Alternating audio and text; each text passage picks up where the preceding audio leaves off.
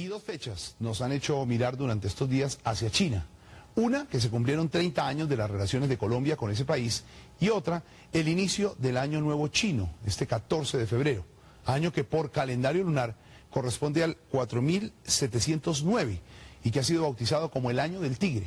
Y mientras esa nación sigue en sus celebraciones hasta el 28 de febrero, el mundo sigue mirando desconcertado la transformación de ese gigante, del país más poblado de la Tierra, y que pasó de ser uno de los más pobres a convertirse en potencia del momento y de pronto, según algunos pronósticos, en amo del mundo. Pero entender a China no es fácil, y mucho menos con los prejuicios y el desconocimiento de Occidente. Por eso Beatriz Gómez consultó a Carlos García Tobón, un colombiano que se ha aproximado como pocos a ese monstruo y que lo ha recorrido por caminos distintos a los de los turistas o los hombres de negocios. Precisamente, acaba de publicar un libro con textos y fotografías suyas. Los invito a este recorrido por la China de hoy. Beatriz Gómez entra al radar. Profesor, ¿cómo fue ese acercamiento suyo a las culturas orientales? Pues siempre uno tiene la ambición, el deseo de poderse acercar a ellas, pero también hubo algo de azar, como siempre hay en la vida. Y algún día con un amigo en Moscú discutíamos qué hacer en unas pequeñas vacaciones que él tenía, y después de mucho discutir fuimos a parar a Samarcanda. Y Samarcanda me abrió los ojos a un mundo, a un nuevo mundo, donde vi las cosas más bellas que he visto de la arquitectura islámica, y siempre me pregunté por qué Occidente nos negaba la posibilidad de conocer esa belleza. Usted recuerda en su libro unas palabras de Jean-Paul Sartre.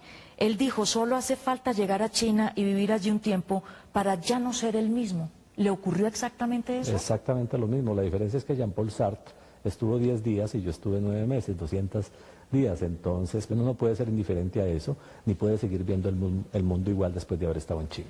Bueno, estamos hablando de China, un país que hace tan solo 60 años era un país pobre, destrozado por las guerras, hambriento, arrodillado. ¿Cómo fue ese salto? La primera que tenemos que decir es que Mao Zedong, en su discurso fundacional de la República China, dijo una frase que yo creo que le quedó retumbando a todo el mundo y que hoy en día el eco es absolutamente fácil de advertir, y es: el pueblo chino se pone de nuevo de pie ante el mundo. Después del siglo de las humillaciones, después de la presencia de los 10 imperialismos occidentales y japonés allá durante siglo y medio que lo vapulearon, China dijo: nos ponemos de nuevo de pie y vamos a asumir en nuestras manos los destinos de nuestro país.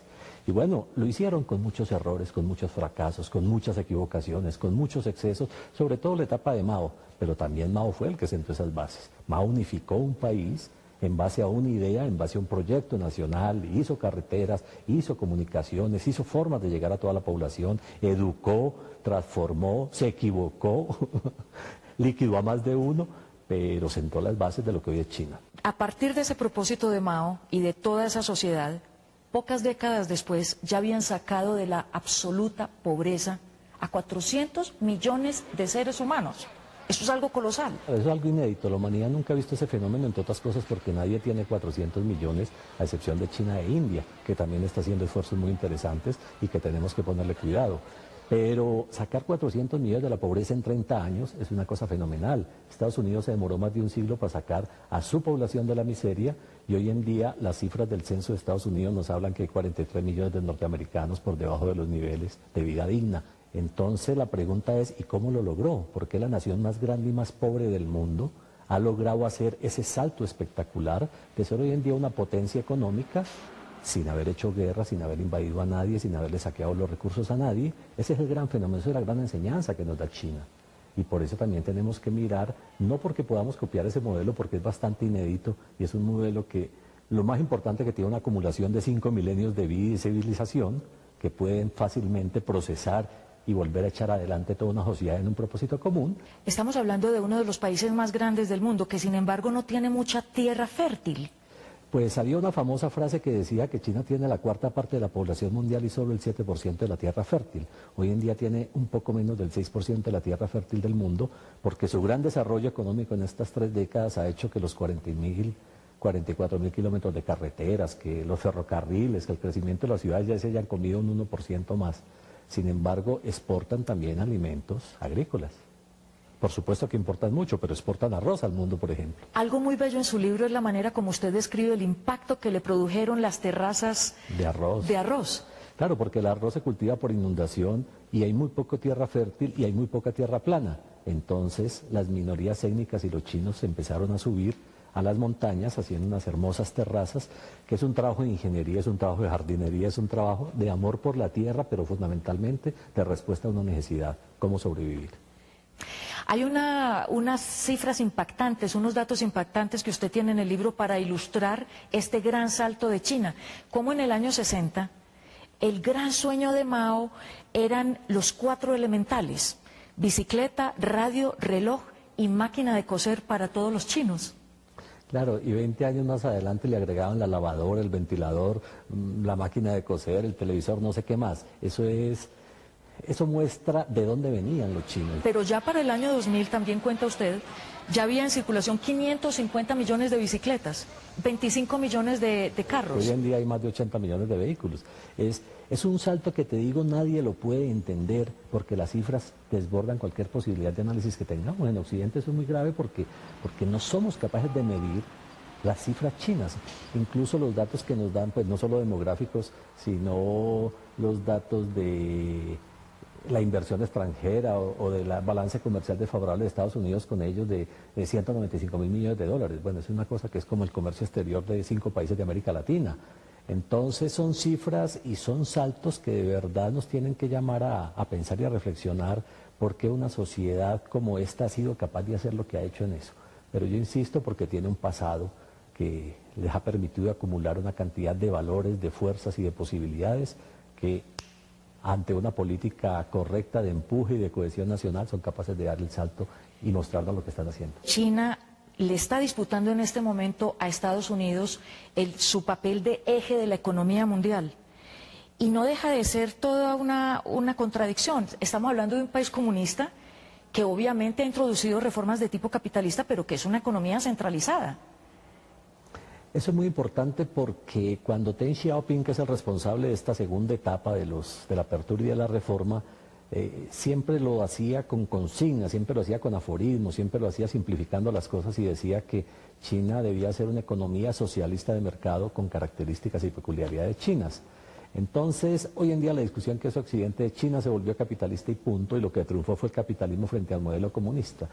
Yo creo que China es incasillable, no lo podemos meter en ninguna cosa, pero definitivamente lo que explica que China no haya sido arrastrada por la crisis capitalista del año pasado es precisamente porque el Estado tiene todo el control de la economía, tiene el control de la tierra, tiene el control de los bancos y tiene el control de los principales sectores productivos.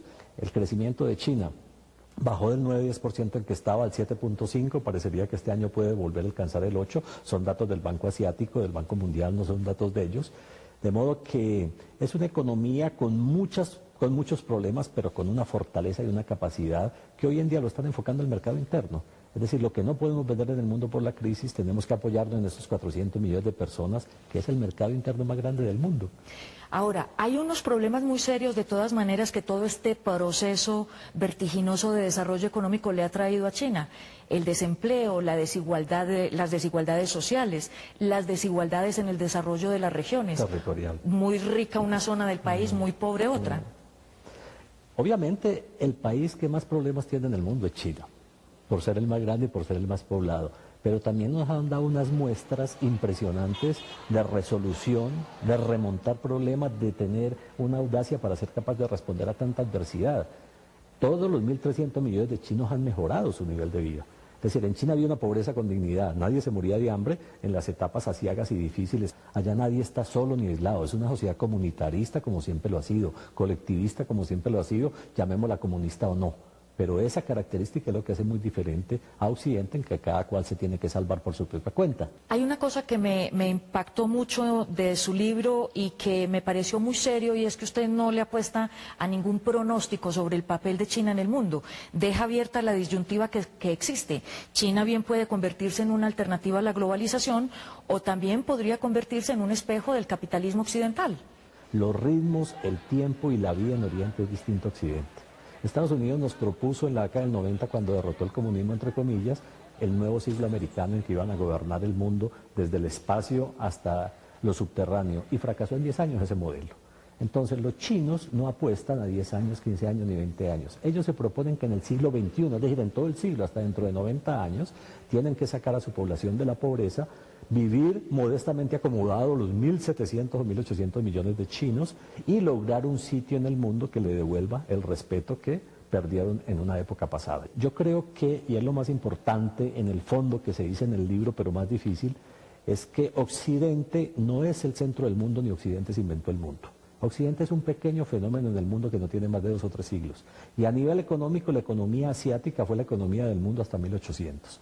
Solamente Europa con la revolución industrial empieza a jugar un papel a partir del siglo XIX, y fíjese que es un pequeño paréntesis de 2 siglos, sí, porque en además el que China ya vuelve, Oriente en el que retoma, India también claro, empieza a jugar un papel muy importante. Tenemos que tener mucho cuidado con India y mucha importancia con India para darle atención, no para seguir de espaldas a esa gran realidad. Pero no solamente India y no solamente China, Japón, Indonesia, Taiwán, Corea, Malasia, Tailandia, Vietnam. Aquí estuvieron hace 15 días o 20 días 15 empresarios vietnamitas, todos hablaban perfectamente español. ¿Es una gran lección o no? es una gran lección. De Vietnam, un país que no sé en qué índices todavía está, que tuvo una revolución comunista, que tuvo una guerra imperialista, que tuvo todos los problemas que tuvo y que también lucha por salir adelante con esa férrea voluntad oriental de superar los problemas. Le quiero hacer esta pregunta que obviamente no está en su libro es un libro universal, no está ocupándose del tema colombiano para nada, pero usted es colombiano y me gustaría saber si le deja alguna lección para Colombia este conocimiento profundo de China desde los orígenes de su civilización hasta la actualidad. Yo creo que el principal problema que tenemos en Colombia es que no miramos al mundo. Y esa es la primera lección que yo creo que puede dejar el libro. Y nosotros nos comportamos como un Tíbet, absolutamente aislados del mundo, con una mirada unidireccional hacia Estados Unidos, que más que posibilidades nos ha traído problemas, ¿sí? Y que en realidad no reconocemos fronteras, no reconocemos vecinos, no reconocemos mares. Y estamos. Entonces, mirar a China, mirar a Asia, mirar al mundo, porque aquí hay una mirada del mundo, nos tiene que ayudar a entendernos a nosotros mismos. Profesor Carlos García, muchísimas gracias por su libro, que además es un viaje maravilloso desde los orígenes de la civilización hasta la actualidad de China en el mundo de hoy. Muchísimas gracias además por estar con nosotros aquí en el Radar. Bueno, Beatriz, muchas gracias. Definitivamente es un recorrido diferente, el de Carlos García, por la China.